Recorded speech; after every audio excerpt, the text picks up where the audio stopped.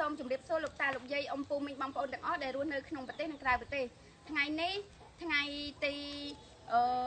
10 ខែមិនិនាឆ្នាំ2015ក្នុងនាមនាងខ្ញុំជាចៅសង្កាត់រងទី2នៅសង្កាត់អូចាដែលនាងខ្ញុំបានបង្ហោះវីដេអូអំពីការតស៊ូរបស់ផានិតដែលជាកូនរបស់អ្នកមីងឈ្មោះអីដែរប្រាប់ជូនបងប្អូនយើងទៅពុំចន្ទធីដែលគាត់គ្មានផ្ទះសម្បែង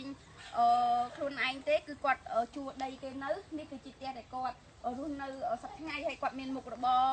ស៊ីឈ្នួលដាំបាយអីគេណាមីណាបោកសម្អាតអនាម័យលើផ្ទះគេហើយមួយខែបាន390000ហើយគាត់បានខំប្រឹងប្រែងក្នុងនាមជាម្ដាយបានប្រឹងប្រែងរកស៊ីចិញ្ចឹមកូនឈ្មោះផានិតរហូតដល់ផានិតដែលជាក្មេងម្នាក់ឧស្សាហ៍ព្យាយាមប្រឹងប្រែងរៀនសូត្រទទួលបានជោគជ័យពិតប្រាកដមែនរបស់ជីវិតក្នុងការរៀនសូត្ររបស់ផានិតនោះអញ្ចឹងយើងឃើញថាផានិតនោះបានប្រឡងជាប់អាហារូបករណ៍ផ្នែកខាងតិចណូទៅរៀននៅឯភ្នំពេញឯនោះប៉ុន្តែគ្នាខ្វះខាតក្នុងការប្រចាំឆ្នាំប្រាក់ឧបត្ថម្ភប្រចាំឆ្នាំគ្នាគ្មានហើយគ្នាត្រូវការញ៉ាំចុកគ្នាពំពុះគ្រាន់ទេរហូតដល់គ្នាពេលខ្លះរូបរាងគ្នាស្លេកស្លាំងប៉ុន្តែដោយសារការតស៊ូព្យាយាមរបស់ផានិតក៏បាននាំព័ត៌មាននឹងបានមកដល់នាងខ្ញុំក្នុងនាមជាចៅសង្កាត់រងទី2នៅសង្កាត់អូចាអញ្ចឹងមានបងប្អូនយើងបានជួយខ្លះតាមរយៈផានិតផ្ទាល់ដែលនាងខ្ញុំឲ្យតាក់ទងទៅផ្ទាល់ហើយមានបងប្អូនយើងមួយចំនួនទៀតដែលគាត់បានផ្ញើថវិការបស់ខ្ញុំហើយខ្ញុំបានជំរាបជូនគាត់វិញថាខ្ញុំអត់បានឡើងទៅភ្នំពេញដើម្បីយកថវិកាជូនឲ្យផានិតផ្ទាល់ទេអញ្ចឹងខ្ញុំអាចយកថវិកាហ្នឹងផ្ញើមកឲ្យម្ដាយគាត់ដែលរស់នៅក្នុងសង្កាត់អូចាចារស់នៅក្នុងសង្កាត់អូចានៅភូមិអូចាក្នុងនោះដែរខ្ញុំចង់បញ្ជាក់ប្រាប់មិញថាថវិកាដែលនាងខ្ញុំបានមកពីសប្បុរសជនគឺមានឈ្មោះអ្នកមីងដែលមិនបញ្ចេញឈ្មោះទេដែលជួយការសិក្សារបស់ផានិតក្នុងរយៈពេល1ឆ្នាំ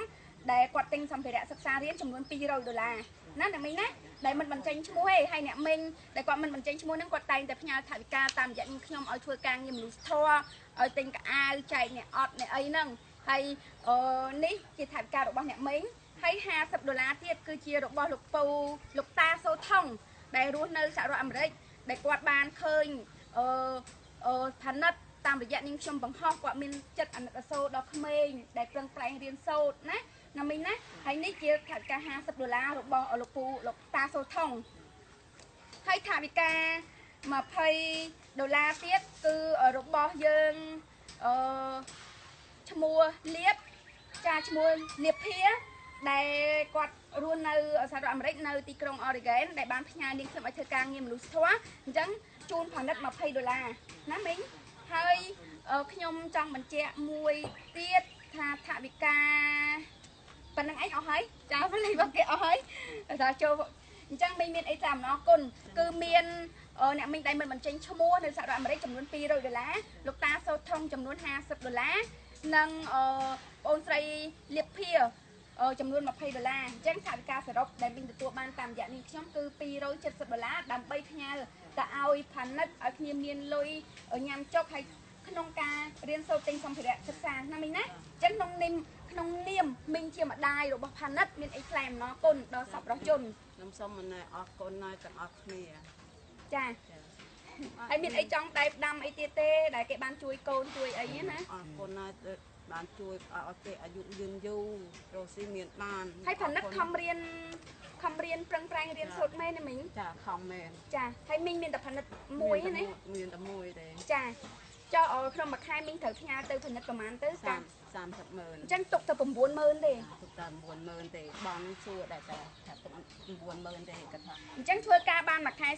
390000 300000ផ្ញើទៅកូននៅក្នុងពេញដើម្បីគ្នាជួលផ្ទះផងគ្នាញ៉ាំចុកគ្នានេះហងឥឡូវអត់បានជួលផ្ទះទេដោយសារនៅសាលាប៉ុន្តែពីមុនមួយខែដឹងតែ30000ហើយចាហ្នឹងហើយក្នុងនាមនាងខ្ញុំជាចៅសង្កាត់រងទី2នៅសង្កាត់អូចានាងខ្ញុំសូមថ្លែងអំណរគុណបងប្អូនសប្បុរសជនទាំងអស់ដែលបានជួយផានិតដែលជាសិស្សនិស្សិតក្រីក្រដែលបានទៅបន្តការសិក្សាជាប់អាហារូបករណ៍នៅឯភ្នំពេញនៅសាលាទីណូហើយនេះនាងខ្ញុំបានប្រកួតថវិកាជូនម្ដាយរបស់ផានិតហើយក្នុងនាមនាងខ្ញុំសូមជូនពរសប្បុរសជនចិត្តឆ្ងាយទាំងអស់សូមឲ្យជួបប្រទះតែសេចក្តីសុខសេចក្តីចម្រើនរស់ស៊ីទទួលទានមានបានចាស់សូមអរគុណច្រើន